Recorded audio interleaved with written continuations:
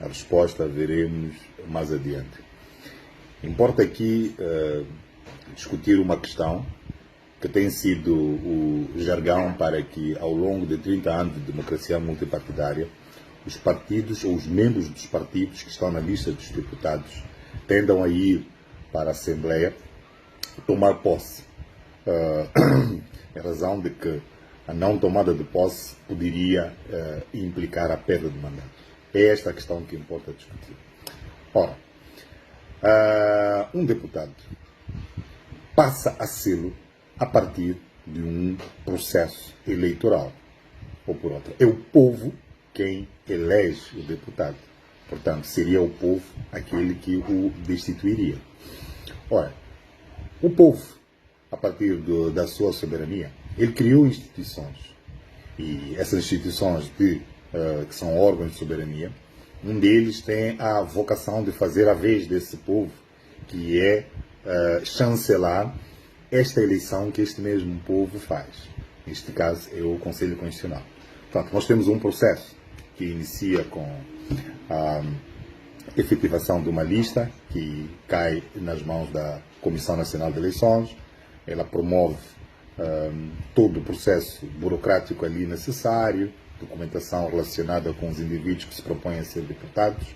Ora, tudo visto e conferido, é deliberado e essa deliberação passa a figurar como lei, que é de cumprimento obrigatório. Esta lista vai à eleição e o partido que for escolhido pelo povo automaticamente tem a sua lista, na quantidade de assentos ganhos, eleitos tais deputados que fazem parte da lista. Ora, temos aqui um processo político que, a seguir, por força desta demanda do próprio povo, tem que ser chancelada por um órgão jurisdicional. É aqui que entra o Conselho Constitucional para fazer a vez do povo e chancelar esta lista. Portanto, o acórdão do Conselho Constitucional, que por sinal é irrecorrível em relação aqui a outras discussões, é o instrumento que chancela esta questão de um determinado indivíduo que figura numa lista passar a ser deputado. Então, como é que este poderia perder o estatuto de deputado, ou posição de deputado, por mera perda de uma cerimônia de tomada de posse? Para isso, nós teríamos que olhar para a Constituição da República, e neste caso temos a linha C do número 2 do artigo 177, que diz que o deputado que não tomar assento na Assembleia da República, ou exceda o número de faltas estabelecido no regimento, perde mandato. Como vê, a Constituição da República não prevê a perda de mandato por falta da posse. O que isto é? Vamos lá. Do ponto de vista técnico, podemos assim dizer, técnico-jurídico, os dois momentos que, podemos assim dizer, cruciais para que o indivíduo passe a ser deputado é a eleição e é a chancela pelo órgão jurisdicional. O povo sufraga, o Conselho Constitucional chancela. Portanto, não poderia a posse em si ser que, no final de contas, é meramente político, simbólico, não poderia por si demandar a perda do mandato deste deputado. E isso é facilmente também perceptível, porque, mesmo a Constituição da República, quando fala de perda de mandato por ausência de tomada de assento, não determina um período pelo qual este deputado deve tomar assento. Mas qual é? Que é a questão do número de faltas. Se nós olharmos para a linha C do número 2 do artigo 177 da Constituição da República, diz que a perda do mandato ocorre por dois fatores. Portanto, não tomada de assento, onde não se vê quanto tempo em que deve levar para tomar assento, ou por a questão de faltas. a tomada de posse, ou a data da tomada de posse, que é efetivamente um momento simbólico, mas porque a Assembleia tem que efetivamente iniciar em algum momento, ou a própria legislatura tem que iniciar em algum momento, e é esse que cerimonialmente os deputados tomam posse. Não é o início da data da contagem de faltas. Esta é uma confusão também que se cria, não é? Porque a Constituição diz que há um número de faltas que pode determinar a perda de mandato. Ainda assim, essa contagem de faltas não inicia com a data que o Conselho Constitucional coloca como início da legislatura.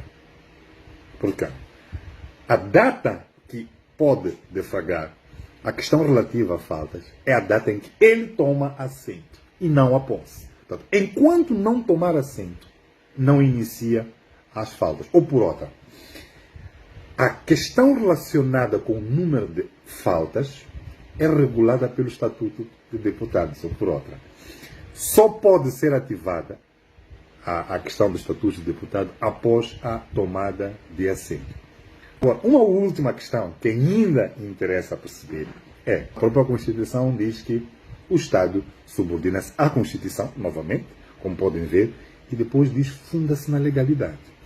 Ou por outra, ainda que ele não tivesse tomado assento ou tivesse um número de faltas, a questão que se coloca é que processual, estamos aqui a falar da questão da legalidade, que processual deveria ser deflagrada para que esse deputado perdesse mandato. Porque não é automático. Então, tem que haver um instrumento jurídico, tem que haver um ente que seja interessado legítimo, e podemos aqui depois questionar: quem é esse interessado? Quem é esse legítimo? Seriam membros de um outro partido? Pode um membro do partido Renamo intentar contra um membro do partido Podemos que não tomou posse?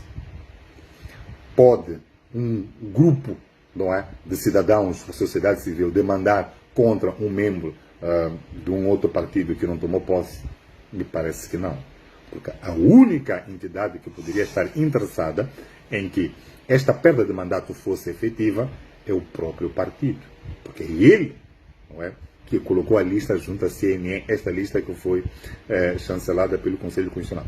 Ou por outra, se em bloco os partidos da oposição não tomarem posse, os outros membros da sociedade não podem demandar uma processual jurídica com vista à perda de mandato.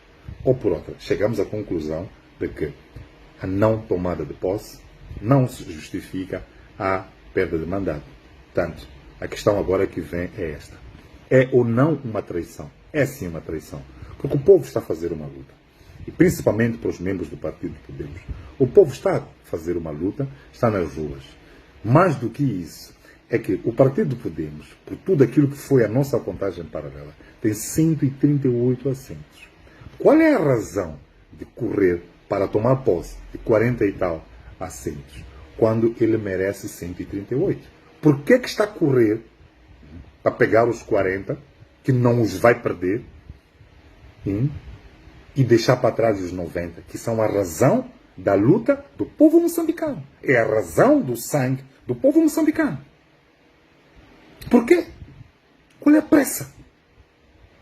A questão remuneratória é relativa, até porque o acordo político havido entre VMC e Podemos, no caso em concreto do Podemos, é que é o Podemos que foi politicamente apoiado, não é, promovido pelo VMC, ou por outra VMC, com investido deste poder popular. O povo, não é, decidiu dizer a este povo: votem no Podemos.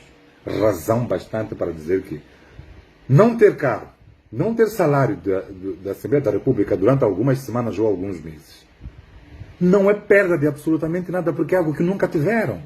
Não é vosso. Então, qual é a necessidade de correr para ter e reclamar uma coisa que não é vossa? Esta é que é a razão que leva o povo moçambicano a dizer que sim, é uma traição e tomar posse numa altura em que estão a morrer pessoas. O engenheiro Venâncio ganhou estas eleições. O Podemos deveria estar engajado em continuar com a luta da vitória, a verdade eleitoral, da justiça social. e não correr para tomar posse de algo que não vai perder ou de uma remuneração que nunca foi seu direito. Obrigado.